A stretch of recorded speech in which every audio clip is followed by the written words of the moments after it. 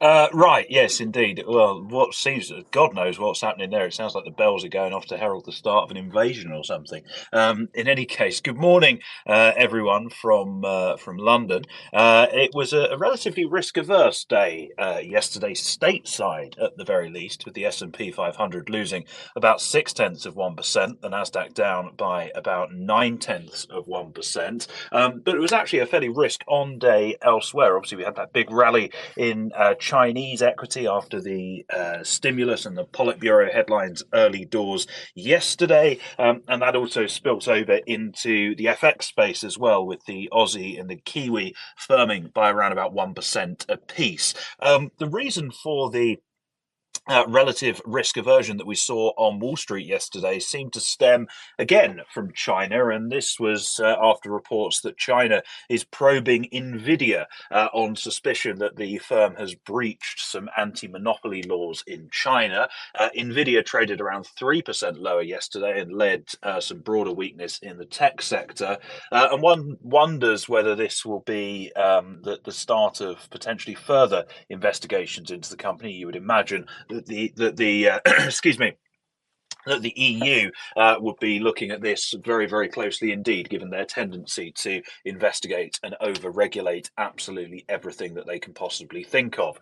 In terms of markets elsewhere, catalysts were relatively light, to be completely honest. We had no notable economic data releases, and as a result, we saw the dollar trade relatively choppy against most G10 peers, and we also saw treasuries trading a little bit softer, with the curve bear steepening just a touch. Gold was firmer, up by around about 1% on the day, although stalling at the 50-day moving average, which comes in around 26.70. And we also saw crude trading marginally firmer as well, with WTI gaining around 2%, trading to $68.50 a barrel, perhaps a reflection of the increased geopolitical risk in the Middle East after weekend developments in Syria. As I said, headlines relatively light as well as data, to be completely honest with you, although we did hear news that French President Emmanuel Macron is going to gather together various French political parties later on today in an attempt to find a new prime minister. Of course, this is after Michel Barnier lost a no confidence vote last week. I think there are likely to be a grand total of 0 people that either want the job or that can garner enough support among all of those political parties to actually get the job. I'll give it a go. Oh, If they need me, I'm there. mate, you can barely work a bloody Twitter space, let alone run a No, I country. can work it. I always choose the wrong areas to do it in. Oh Oi, oi. yes, yeah, God.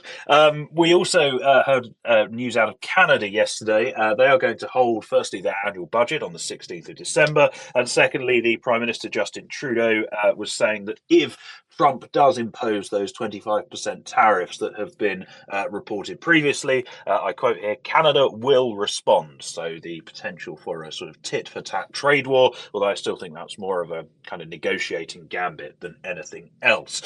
Overnight, there's been a few interesting points of note. The first is that we had the monthly trade data out of China, imports rising by 6.7% on an annual basis in November. This was marginally below expectations of a 9% increase, although, as Ryan alluded to previously, probably a sign that folk are getting those exports done now, as opposed to after the 20th of January, when there is the potential for much greater tariffs on Chinese goods.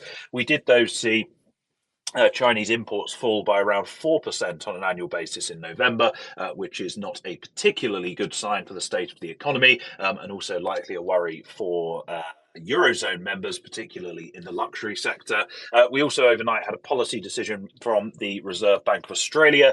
The RBA holding rates steady at 4.35%, but did take a little bit more of a dovish turn in some of their commentary, noting that some upside risks to inflation have eased and that they are gaining confidence in CPI returning sustainably to target. Governor Bullock not pre-committing to a rate cut at the next meeting in February, noting that they will continue with their data-dependent stance, although money markets are, as near as makes no difference now, fully pricing that the RBA will indeed cut rates just after the start of the new year. And we will return now to our biblical correspondent in the town square in Malta. Well, do you know what? It's funny you use that language because literally, as you were talking, a priest walked in front of me, stopped and said hello. Um, he Oh, then, wow. yeah.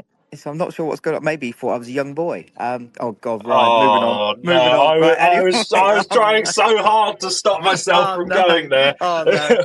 Oh God, I'm going to be kicked out tomorrow. Anyway, live from Malta. Oh Here's some no! headlines from our dear friend Zach, who also looks like a young boy.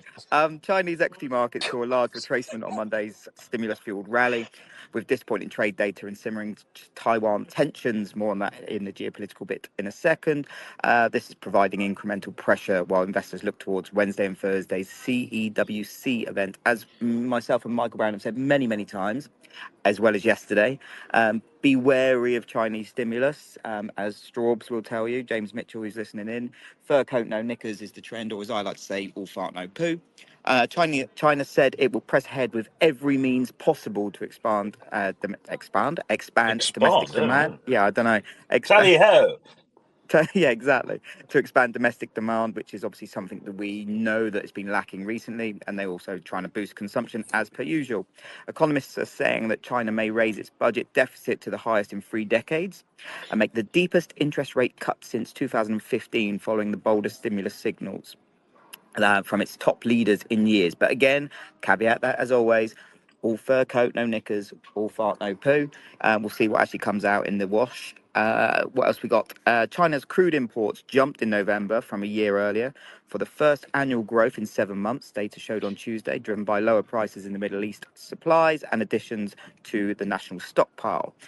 Staying over in Asia, Bank of Japan futures now pricing in less than a 30% chance versus 60% last week that the BOJ to hike rates this month. And this comes after yesterday's BOJ announced that Deputy Governor is to speak on January the 14th, which some analysts pointed to as unusual timing for board members. So they're kind of thinking he's going to come out and say something which Actually, may. Go on. yeah, I'm glad you brought that up. I mean, Good. it Thank does. you. It well, Zach brought it up really. Oh, piss off. Bloomberg were running this story yesterday. Basically, the nub of it is sort of traditionally the BOJ. The first time you hear from the BOJ in the new year is at their first meeting when the governor gives a press conference. It feels a little bit like clutching at straws, to be completely honest with you. But nevertheless, markets moved on the back of it. But we shall see. Exactly. Yeah, no, that's a very valid point. It does feel like it's like yeah, there's guessing what's going to be happening, and there's guessing Yeah. on a guess. What else we got? Moving to the UK. Unfortunately for the UK, hiring has fallen more sharply than in any other major economy over the past year, as worries over weak growth and rising wage bills lead some businesses to cut headcount, according to the Indeed Well, recruitment site data. What? what about rising bloody tax bills as well? That's not going to help, is Well, it? yeah, well, I think that's what rising wage bills. I think that's Oh, I see. what's Right. being insinuated there. One set of vans going past. I'll let them off in that case. But yeah, certainly, I think we're probably going to sit here this time next year and repeat the same statistic, I'd Oh yeah, imagine. absolutely. This whole national insurance contributions rising doesn't impact anything because it's only the employer paying it. Well, I'm not really sure that logic holds up, and it's certainly not at the moment.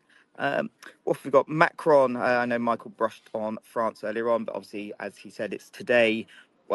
He's bringing together a broad group of political parties, trying to find this replacement. Basically, I think the angle that he's going to be leaning on is it's anyone but Le Pen. Which is going to irk a lot of people in France, considering how well Le Pen did at the recent elections. Hmm. So that's one to keep an eye on.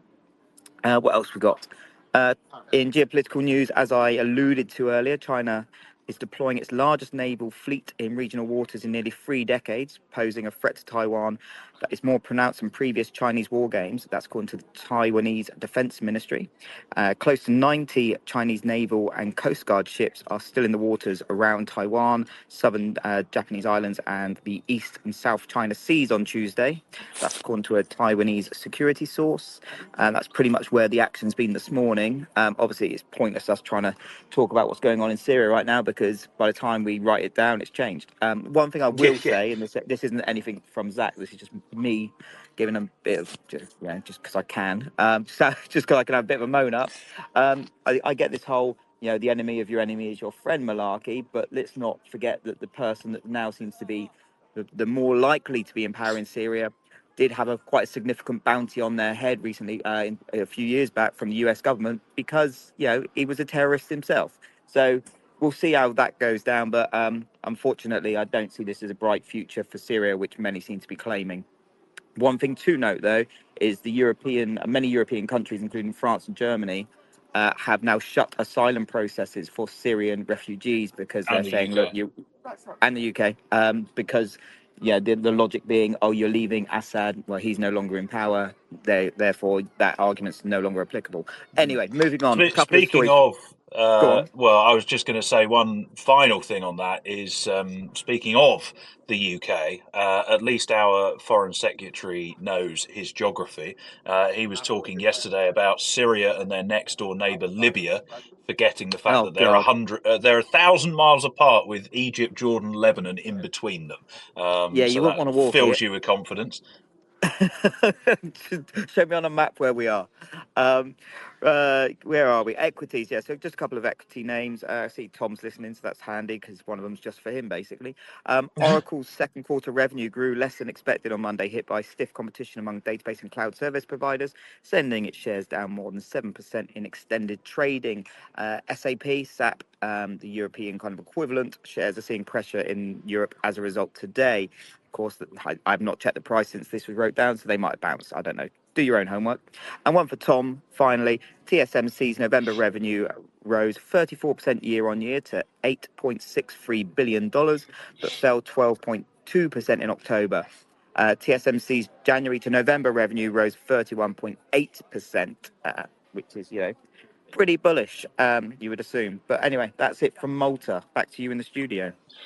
Cool, thank you, mate. Well, I'll keep things relatively short and sweet because there is not particularly much going on today, to be completely honest with you. The data docket is very, very light indeed. At 1:30, we do have the final read on third quarter labour costs out of the United States. That shouldn't be too much of a market mover, however. In terms of, that's it today, in terms of data, it is very, very quiet indeed. And In that's the end terms of the of show.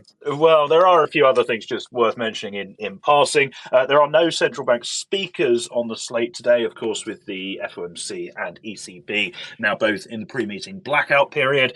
We do, though, have some supply from the United States. There is a 3-year auction at 6 o'clock this evening. And on the earnings docket, obviously, we heard from Oracle yesterday, who fell quite considerably after hours. After the close today, we hear from GameStop, who, if there's any stock out there where earnings don't matter, it's probably them. But worth mentioning nonetheless, given the attention that seems to fall on GameStop, Can't stop particularly over the GameStop. last couple of years.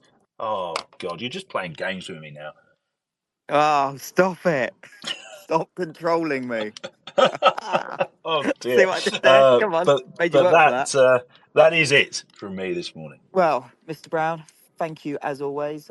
Tomorrow I promise I will find somewhere slightly quieter. It was quiet when I first sat Inside, down, to be fair. maybe. Well, let's not get carried away. I need to get some sun. Oh, God.